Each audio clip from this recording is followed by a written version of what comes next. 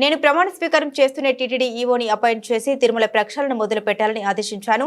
ఆయన పని మొదలు పెట్టారు. నాసిరకం నెయ్యి పంపిస్తున్నారని డౌట్ వచ్చి వాళ్ళకి వార్నింగ్ ఇచ్చినా వినలేదు. ఇవన్నీ కూడా జరిగితే ఈరోజు నేనై ఇనిషియేషన్ చేయలేదు, నేను ప్రక్షాళన చేయమన్నాను. ప్రక్షాళన చేస్తే ఎన్ని రావాలనో అన్ని విషయాలు బయటపడే పరిస్థితి వచ్చింది. భగవంతుడి యొక్క మహత్యం అనుకోవచ్చు, ఏదనుకోవచ్చు, ఇది కూడా వచ్చింది.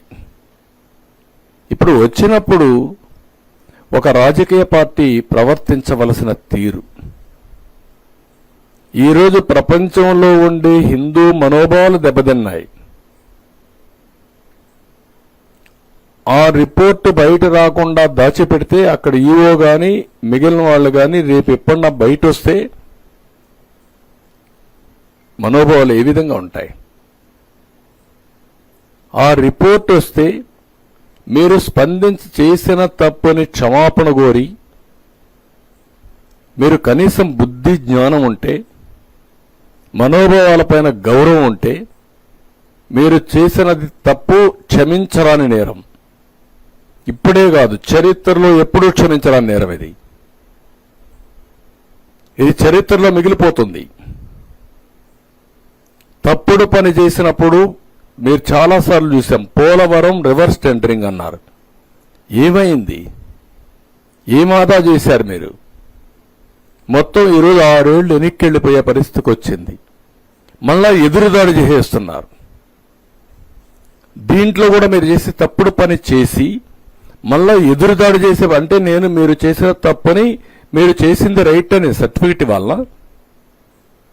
అంటే మీరు బాబాయిని చంపి వేరే వాళ్ళ పైన పెడితే నేను యాక్సెప్ట్ చేయాలనా? వెంకటేశ్వర స్వామికి అపచారం చేసి మళ్ళా మీరు ఎదురుదాడి చేస్తే, లేకుంటే ఆ రిపోర్ట్ని తారుమారు చేసి మీకు నేను సహకరించాలనా? అంటే ఏమనుకుంటున్నారు మీరు? నిన్నటి నుంచి చూస్తున్న ఒక్కొక్కరి స్టేట్మెంట్లు కడుపు రగిలిపోతుంది, గుండె తరక్కుపోతుంది, ఆవేశం వస్తుంది. ప్రతి ఒక్కరికి సెంటిమెంట్ ఉంటాయి. మీకు నమ్మకం లేకపోవచ్చు.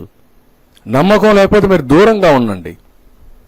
నేను ఎప్పుడు కూడా ఒకటే చేశాను, ముఖ్యమంత్రిగా ఉన్నంత వరకు మత సామరస్యాన్ని కాపాడడం నా బాధ్యత. రెండోది, నేను నచ్చిన దేవుడికి పూజ చేసుకోవడం నా కర్తవ్యం.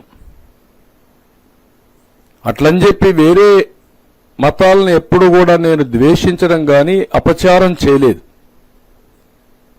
ఒకసారి చర్చలపైన దాడులు జరిగితే నేనే ఇన్వెస్టిగేషన్కి వెళ్ళాను. మెదక్, తాడేపల్లిగూడెం రెండు కూడా చాలా స్టబన్గా యాక్ట్ చేసి మళ్ళా అలాంటి సంఘటనలు పునరావృతం కాకుండా చేశాను.